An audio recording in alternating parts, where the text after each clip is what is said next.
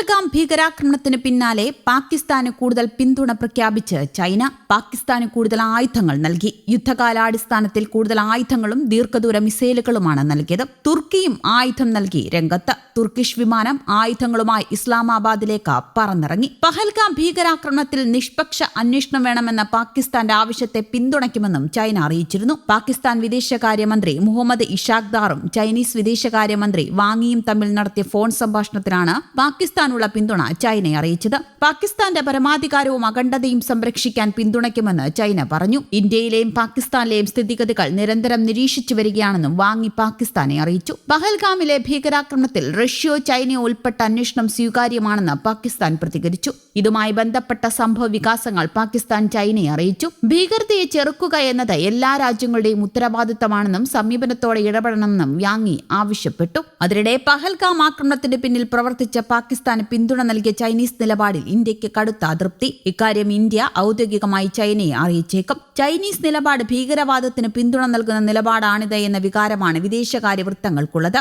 ഐക്യരാഷ്ട്രസഭാ സമിതി പാസാക്കിയ പ്രമേയത്തിൽ നിന്ന് ഇന്ത്യയുടെ അന്വേഷണവുമായി സഹകരിക്കണമെന്ന ഭാഗം ചൈനയുടെ സഹായത്തോടെ പാകിസ്ഥാൻ മാറ്റിയിരുന്നു. ഇതിന് പിന്നാലെയാണ് പാകിസ്ഥാൻ വിദേശകാര്യമന്ത്രി ഇഷാഖ്ദാർ ചൈനീസ് വിദേശകാര്യമന്ത്രി വാങ്ങിയുമായി ചർച്ച നടത്തിയത്. ഇന്ത്യ പ്രത്യാക്രമണത്തിന് തയ്യാറാകുന്നു എന്ന സൂചനകൾക്കിടെയാണ് പാകിസ്ഥാൻ വിദേശകാര്യമന്ത്രി ചൈനയുടെ സഹായം തേടിയത്. ചൈനയുടെ പ്രസ്താവനയ്ക്ക് ഇന്ത്യ ഇന്ന് മറുപടി നൽകിയേക്കും. പഹൽഗാം ഭീകരാക്രമണത്തിൽ ഉടൻ നിഷ്പക്ഷമായ അന്വേഷണം ആരംഭിക്കണമെന്നും ചൈന ആവശ്യപ്പെട്ടിരുന്നു. ഇരു രാജ്യങ്ങളും സംയമനം പാലിക്കണമെന്നും സംഘർഷം ലഘൂകരിക്കാൻ സംഭാഷണത്തിൽ ഏർപ്പെടണമെന്നും ചൈന വ്യക്തമാക്കി. പാകിസ്ഥാന്റെ പരമാധികാരവും അഖണ്ഡതയും സംരക്ഷിക്കാൻ പിന്തുണയ്ക്കുമെന്നും ചൈന പ്രസ്താവനയിൽ അറിയിച്ചു. ഇതോടെ ഇന്ത്യ പാകിസ്ഥാനെതിരെ കടുത്ത നീക്കങ്ങളിലേക്ക് കടന്നാൽ ചൈന അവർക്ക് പിന്തുണയുമായി എത്തുമെന്നാണ് സൂചിപ്പിക്കുന്നത്. ഭീകരതയെ ചെറുക്കൽ എല്ലാ രാജ്യങ്ങളുടെയും പൊതു ഉത്തരവാദിത്തമാണെന്നും ചൈന വ്യക്തമാക്കി. ഭീകരാക്രമണത്തിന്റെ പശ്ചാത്തലത്തിൽ നിഷ്പക്ഷമായ അന്വേഷണം വേണമെന്ന് പാകിസ്ഥാൻ ചൈനയുമായുള്ള സംഭാഷണത്തിൽ ആവശ്യപ്പെട്ടിരുന്നു. പഹൽഗാം ഭീകരാക്രമണവുമായി ബന്ധപ്പെട്ട് ഇന്ത്യയുടെ ആക്രമണം ഭയന്നാണ് പാകിസ്ഥാൻ റഷ്യയുടെയും ചൈനയുടെയും പിന്തുണ നേടിയത്. ഭീകരാക്രമണവുമായി ബന്ധപ്പെട്ട് സ്വതന്ത്ര അന്വേഷണം വേണമെന്ന ആവശ്യമാണ് ഇരു രാജ്യങ്ങളോടും ഉന്നയിച്ചിരിക്കുന്നത്. പുൽവാമ ആക്രമണത്തിനു ശേഷം നടന്ന ഏറ്റവും ഭീകരമായ ആക്രമണമാണ് പഹൽഗാമിൽ ചൊവ്വാഴ്ച നടന്നത്. പാകിസ്ഥാൻ ആസ്ഥാനമായ ലഷ്കർ-ഇ തൊയ്ബയുടെ കൂട്ടാളിയായ റെസിസ്റ്റന്റ് ഫ്രണ്ട് എന്ന സംഘടനയാണ് പഹൽഗാമിൽ വിനോദസഞ്ചാരികൾക്ക് നേരെ ആക്രമണം നടത്തിയത്.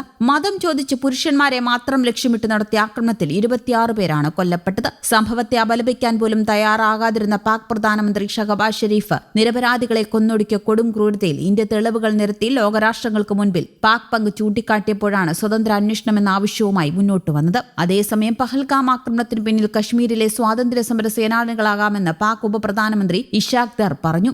ആണവായുധം ഉപയോഗിക്കുമെന്നും എല്ലാ ആണവായുധങ്ങളും ഇന്ത്യക്കെതിരെ പ്രയോഗിക്കാനാണ് ഉണ്ടാക്കിയതെന്നും പാക് മന്ത്രി ഖവാജ ആസിഫ് പ്രതികരിച്ചു. നയതന്ത്ര തലത്തിൽ പാകിസ്ഥാനെതിരെ നടപടി കർശനമാക്കിയ ഇന്ത്യ സിന്ധു നദീജല കരാറിൽ നിന്ന് പിന്മാറിയത് മുതൽ അണക്കെട്ട് തുറന്നുവിട്ട് ഝലം നദിയിൽ വെള്ളപ്പൊക്കമുണ്ടാക്കിയതുവരെ പാകിസ്ഥാൻ പ്രതീക്ഷിക്കാത്ത തിരിച്ചടിയാണ് നൽകുന്നത്. അതിനിടെയാണ് റഷ്യയും ചൈനയും സ്വതന്ത്ര അന്വേഷണം നടത്താൻ ഇടപെടണമെന്ന് പാക് പ്രധാനമന്ത്രി ആവശ്യപ്പെട്ടതും ചൈന അതിനെ പിന്തുണച്ചതും. അതേസമയം അതിർത്തിയിൽ സംഘർഷം മുറുകവെ ചൈന പാകിസ്ഥാൻ പൗരന്മാരുടെ അടക്കമുള്ള വിഷയങ്ങൾ ഇന്ന് ആഭ്യന്തര മന്ത്രാലയം യോഗം ചേർന്ന് വിലയിരുത്തും. സേനാ മേധാവിമാരുമായുള്ള ചർച്ചകൾക്ക് ശേഷം പ്രതിരോധ മന്ത്രി രാജ്നാഥ് സിംഗ് പ്രധാനമന്ത്രി നരേന്ദ്രമോദിയെ കാണുകയും ചെയ്തിരുന്നു. നിയന്ത്രണ രേഖയിൽ പാകിസ്ഥാൻ നടത്തുന്ന വെടിവെപ്പിന് ശക്തമായ തിരിച്ചടിയാണ് ഇന്ത്യ നൽകുന്നത്. ടുട്ട്മാറി, ഗലി, റാംപൂർ സെക്ടർ എന്നിവിടങ്ങളിൽ ഏറ്റുമുട്ടൽ നടന്നതായി ഇന്ത്യൻ കരസേന അറിയിച്ചു. അറബിക്കടലിൽ നാവികസേന ശക്തിപ്രകടനവും നടത്തി. പടക്കപ്പലുകളിൽ നിന്ന് ഒന്നിലേറെ ദീർഘദൂര കപ്പൽവേദ മിസൈലുകളാണ് പരീക്ഷിച്ചത്. പഹൽഗാം ഭീകരാക്രമണത്തിന്റെ അന്വേഷണം ഔദ്യോഗികമായി ഏറ്റെടുത്ത ദേശീയ അന്വേഷണ ഏജൻസി ദൃക്സാക്ഷികളുടെ മൊഴിയെടുപ്പ് ഉൾപ്പെടെയുള്ള നടപടികൾ ആരംഭിച്ചു. ഭീകരാക്രമണത്തിൽ നിന്ന് രക്ഷപ്പെട്ടവരുടെ മൊഴിയെടുക്കാൻ വിവിധ സംസ്ഥാനങ്ങളിലും സംഘങ്ങളെ നിയോഗിച്ചു. ആക്രമണത്തിന് തദ്ദേശീയരായ 15 പേർ സഹായിച്ചിട്ടുണ്ട് എന്നാണ് സുരക്ഷാ ഏജൻസികൾ കരുതുന്നത്.